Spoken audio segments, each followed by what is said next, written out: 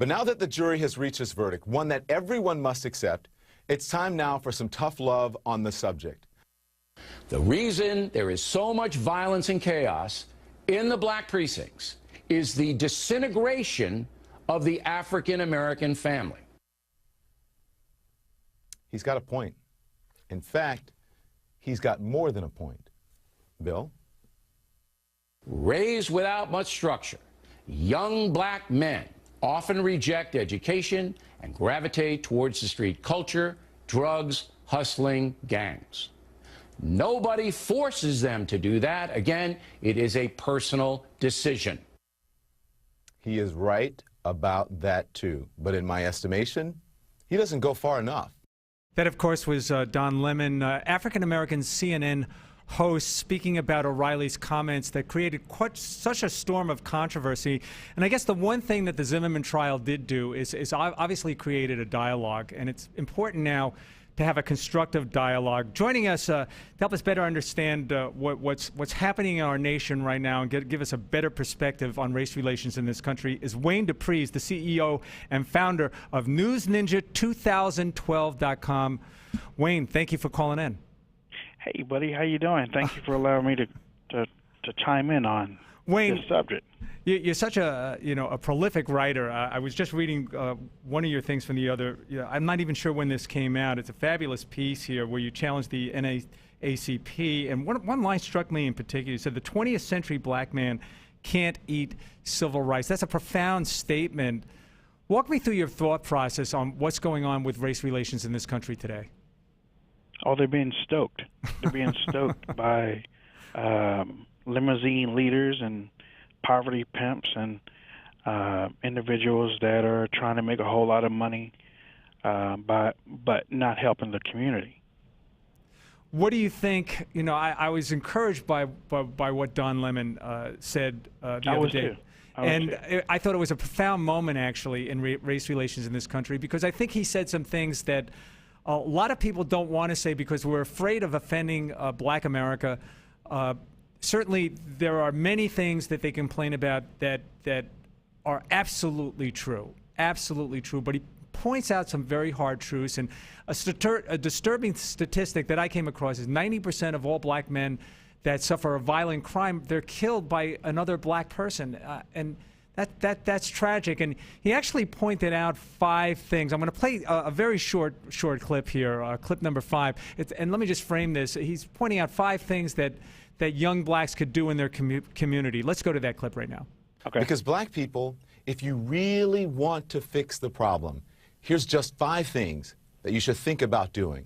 Here's number 5. And if this doesn't apply to you, if you're not doing this, then it doesn't apply to you. I'm not talking about you. Here's number 5. Pull up your pants.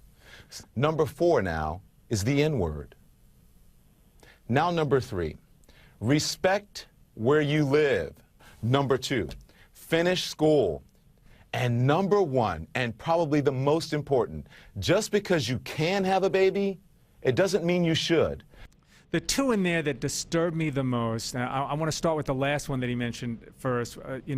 So many young black women, and probably white women as well, have babies when they shouldn't. Just because you can have a baby doesn't mean you should have a baby. How much of a problem is that in the black community? Oh, it's a lot. Well, actually, it's a lot. It's a lot all over the nation, actually. Having a baby real young isn't just stuck with the black community, but however,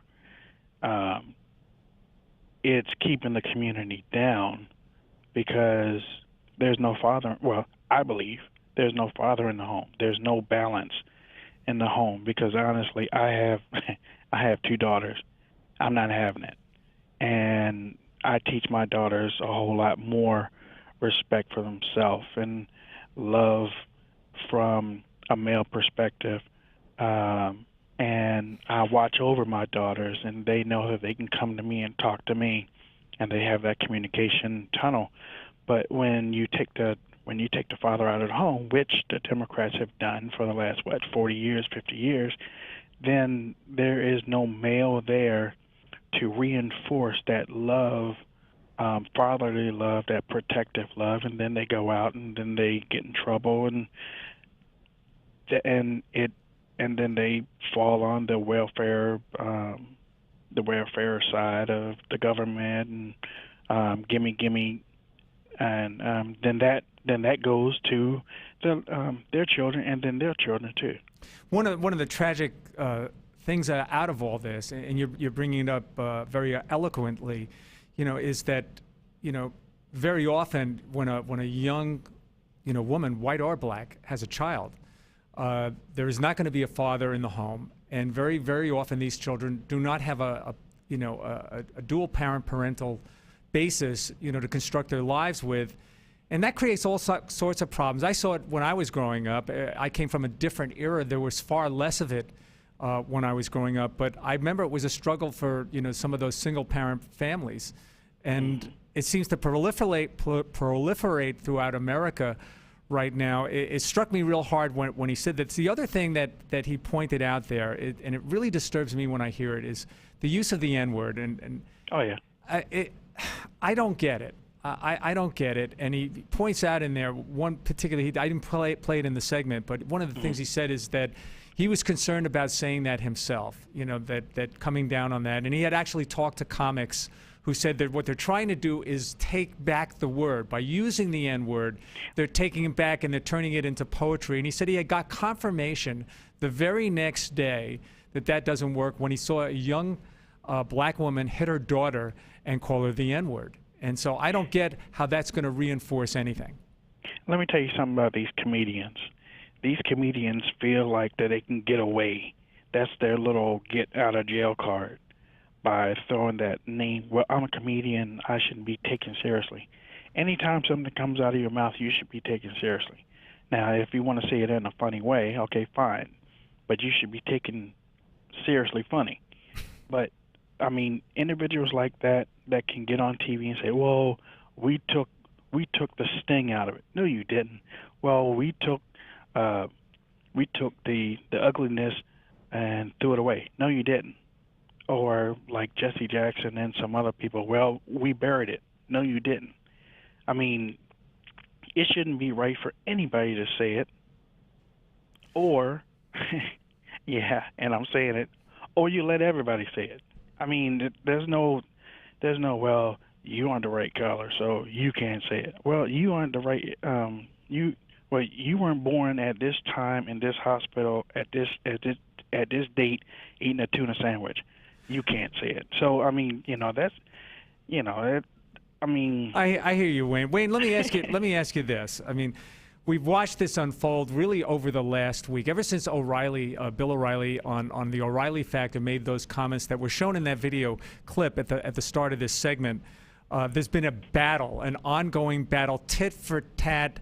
Fox News versus MSNBC, O'Reilly versus Al Sharpton, and Al Sharpton is, digging him, he's digging that, and we have a little war going on. And one thing that O'Reilly refers to quite often refers to the civil rights industry and why it's in their best interest to keep the race card going. Do you think that's true? That's true. Yes. It is true. Yes, that's true. That's true, because, I mean, if they didn't have that, most of the minorities in the Democratic Party would not be in the Democratic Party right now, because they would have a whole lot more freedom. With every time you throw this situation up, and mind you, the things that O'Reilly, Limbaugh, and Riley Limbaugh and Al Sharpton. No, I'm sorry. The other one, Hannity. Okay. The things that they talked about, other black conservative leaders have been talking about for a long time. Thomas Sowell has been talking about it for a long time, but you don't see Al Sharpton saying anything about Thomas Sowell. So this is a racist projection thing on white individuals bringing up black topics. That's Wayne, I want you to hear this one clip because this was Tavis Smiley on ABC News the other day. We're going to go to clip 28, and what he's talking about here, he's talking about the Martin Luther King speech, the famous "I Have a Dream." But there were two things that came out of that speech. Let's go to that clip.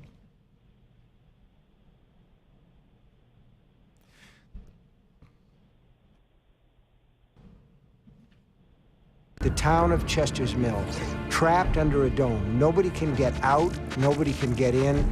Okay, we had the wrong clip. I'm sorry, sorry about that. But what was in that clip that I found really interesting, it was Martin Luther King also talked about things that have to happen in the black community, you know, to make ourselves a better community. And one thing he pointed out, he said that at that time, 10% of the St. Louis population was black, but 58% of the crimes were committed by blacks. We have to do something about that. He understood that message. How important is it that others do? Well, I mean, it's very important that everybody should understand that message. We have to take care of our communities, and we also have to, well, when I say police our communities, I want you to understand you can police our communities by just going through and making sure that people are okay without any type of weapon or threats or anything. However, when you come to Tavis Smiley is a person that just likes to hear self-talk because he will jump on Republicans and blame them for the reason why things are the way they are, while giving Obama a pass until it hurts him, and then it's well, I never liked Obama in the first place. So I mean, you have to, you know, the messenger. But the message is right. We have to take care of our communities first. And of course, President Obama has weighed in on this as well, and made his comments with his now famous, you know, when he walked into the White House press corps and said, "I was Trayvon Martin 35 years ago." We're gonna have to leave it right there, Wayne. Thank you so much for your valuable time. The insight was excellent. Thank you so much. That, of course, was Wayne Dupree.